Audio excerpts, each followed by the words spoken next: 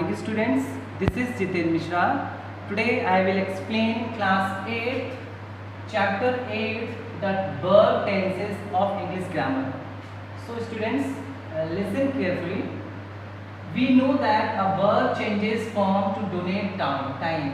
We know, जैसे कि हम जानते हैं कि verb क्या करता है, चेंज करता है फॉर्म ऑफ और डिनोट टाइम, किसी भी टाइम के फॉर्म को चेंज करता है. The way a verb changes to denote time is called tense. जो तरीका होता है, the way होता है verb को चेंज करने का, टाइम के मतलब टाइम को चेंज करने का, उसको क्या कहलाता है, टेंस कहलाता है.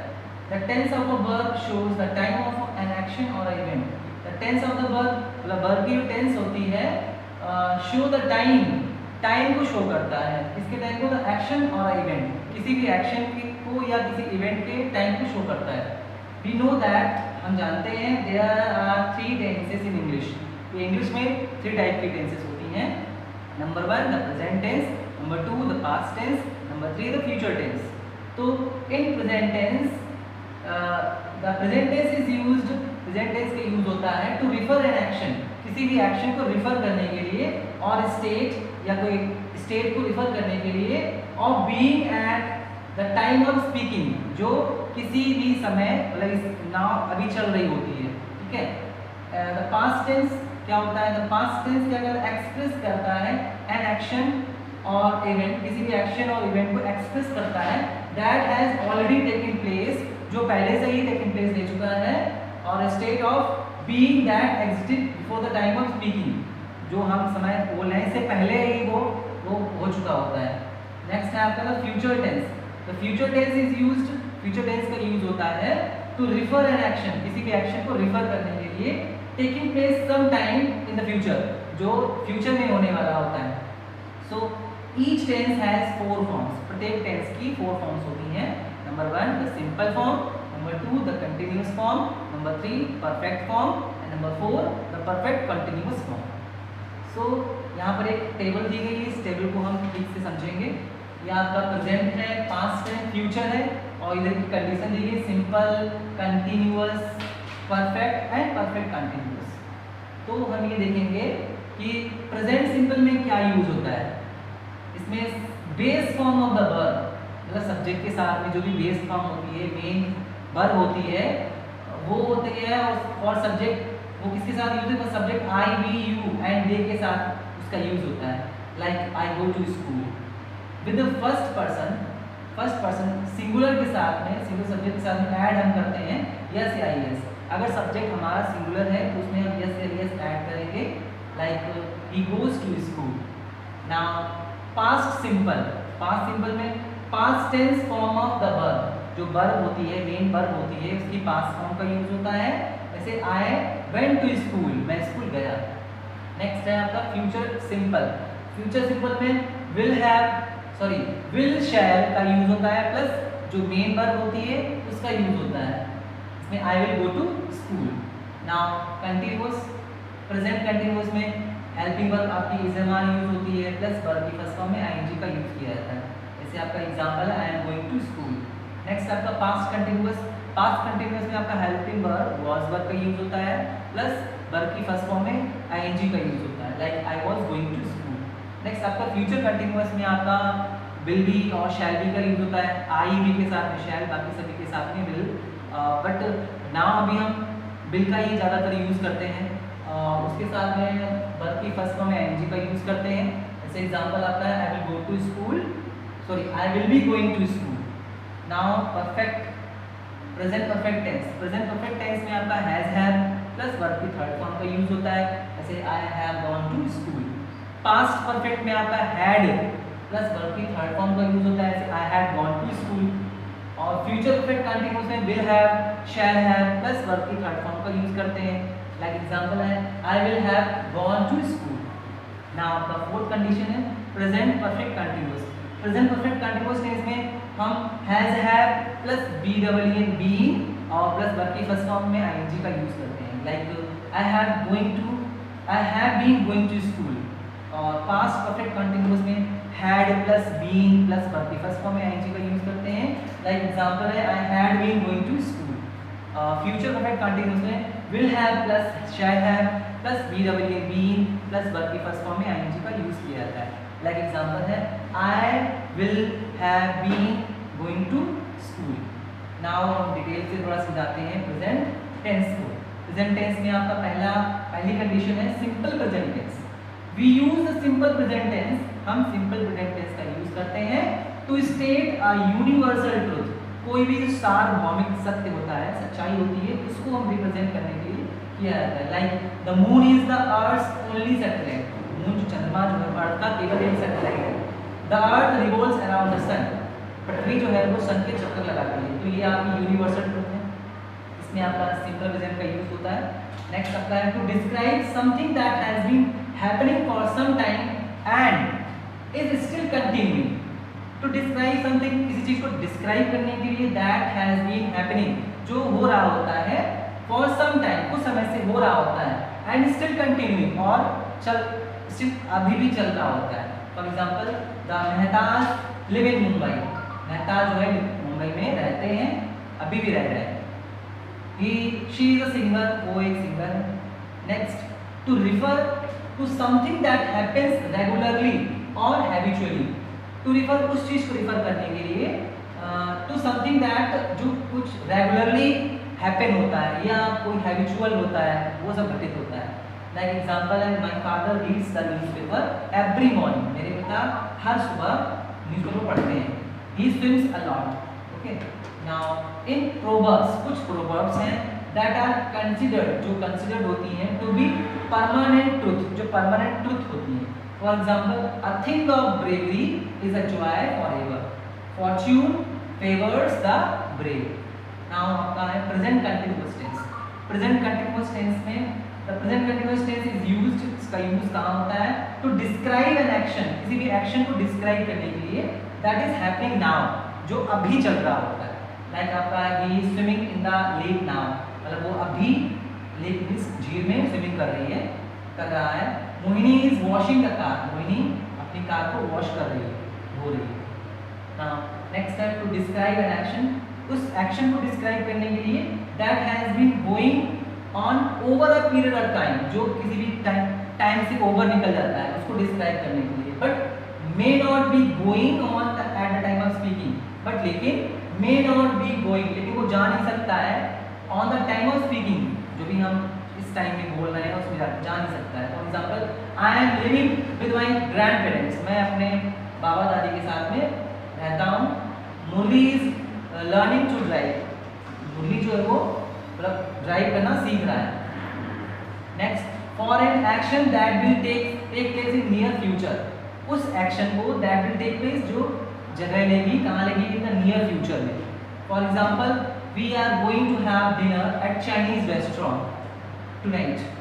I am going to the theater tomorrow. Okay, remember हमें ये याद रखना है we do not use continuous tense, हमें continuous tense का यूज कहाँ नहीं करना है। for verbs of sense and perception भी नहीं करना है। for example जैसे I hear the noise, मैंने शोर सुना, ये करेक्ट है। I am hearing the noise, ये इनकरेक्ट है।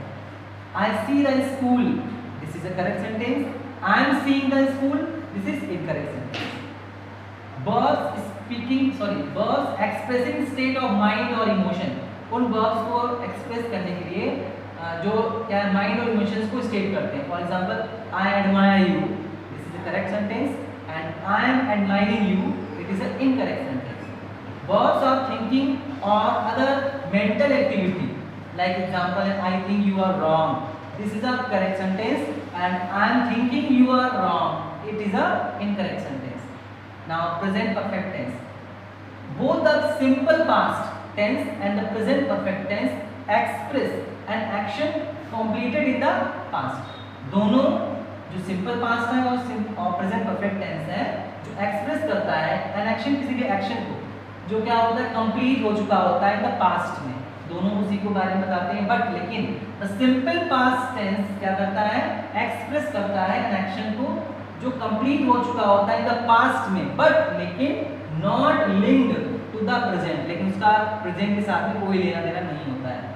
और जो प्रेजेंट परफेक्ट टेंस होता है however denotes an action, वो भी आपका एक्शन को डिनोट करता है दैट इज कंप्लीटेड, जो कंप्लीट हो चुका होता है, बट लेकिन कनेक्टेड टू द प्रेजेंट, लेकिन वो प्रेजेंट से कनेक्ट रहता है।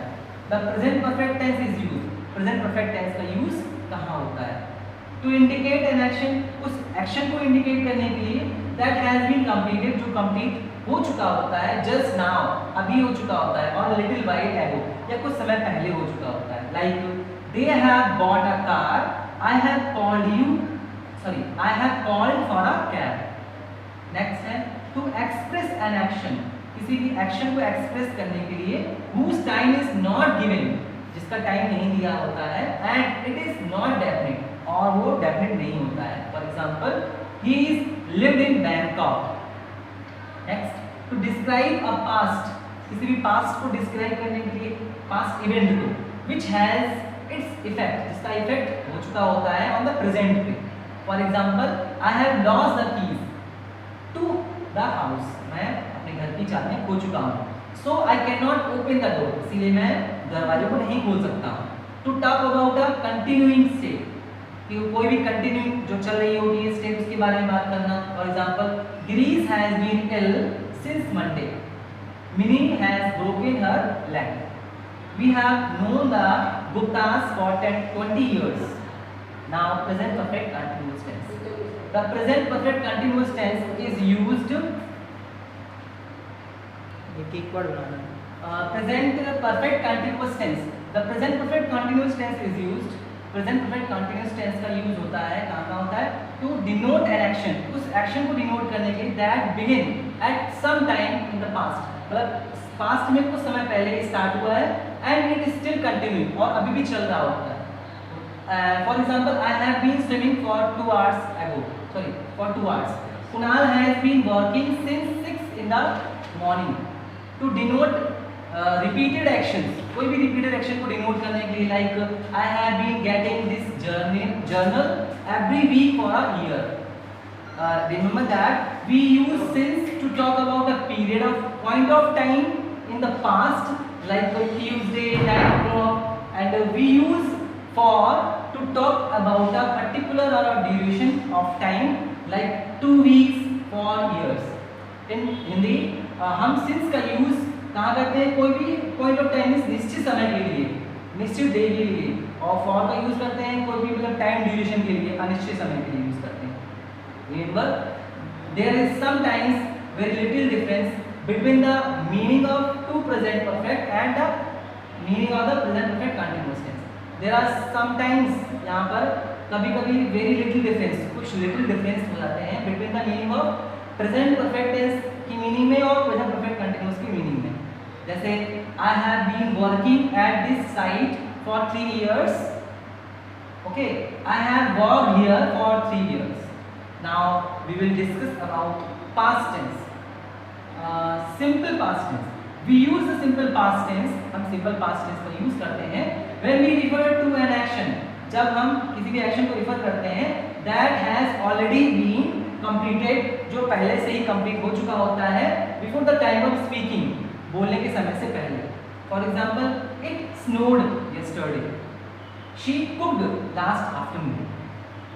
Now to indicate that something was done in the past as a habit, to indicate that, उसको indicate करने के लिए that something was done, जो कुछ done हो चुका होता है in the past में, as a habit, habit की जैसे। For example, my mother always enjoyed gardening। As a young girl, I exercise a lot। Now next है to express an action, उस action को express करने के लिए that occurred over a period of time, जो in the past में जो over a period of time occur करता है। For example, I lived in New Delhi till the age of 5। Now past continuous tense, past continuous tense is used, इसका use कहाँ होता है? To describe an action, उस action को describe करने के लिए going on a point of time, जो चल रहा होता है, जा रहा होता है, at a point of time और इवेंट और over a period of time in the past. Past में वो पॉइंट ऑफ टाइम और पीरियड ऑफ टाइम क्या हो रहा था? चल रहा होता है। फॉर एग्जाम्पल इसमें और दिया गया है द टाइम ऑफ एक्शन मे और मे नॉट बी इंडिकेटेड, जो टाइम ऑफ एक्शन होता है उसको इंडिकेट हम कर सकते हैं और नहीं भी कर सकते हैं। For example, I was working till late last night, they were watching TV till 1 AM last night. Next, to describe an action, उस एक्शन को डिस्क्राइब करने के लिए दैट वॉज इन प्रोग्रेस, जो प्रोग्रेस में होता है। When another action took place, जब तक कि कोई दूसरा एक्शन नहीं आ जाता है तब तक चलता है। For example, they were having dinner when I arrived, when I met him he was rehearsing for the show. In the above sentences, the verbs in the past continuous tense describe longer action.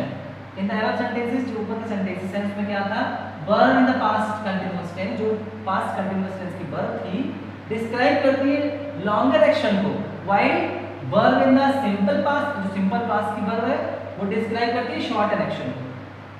Now, past perfect tense. The past perfect tense is used to denote an action.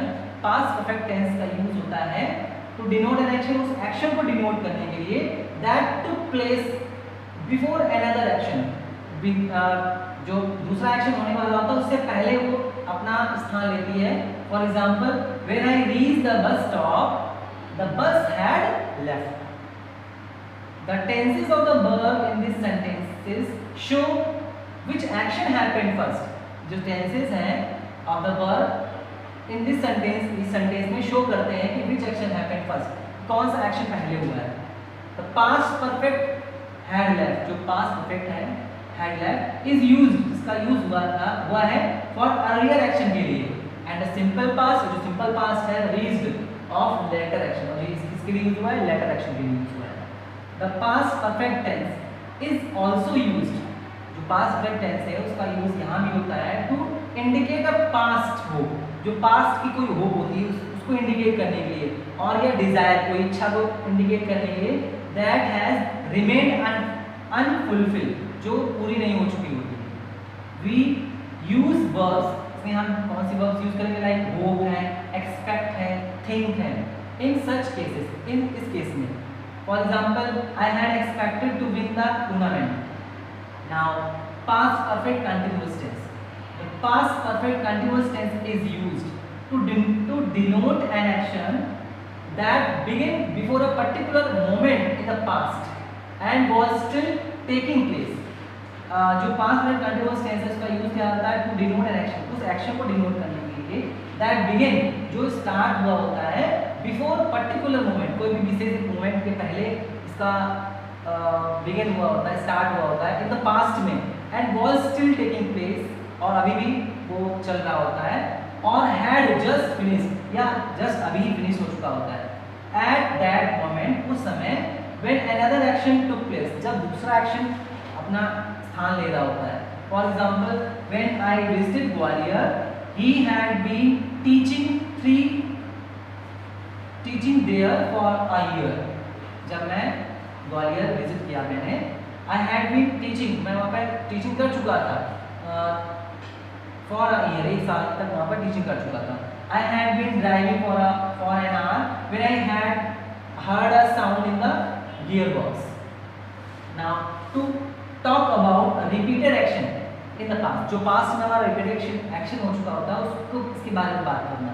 For example, she had been trying to fix this all day. Next है आपका future.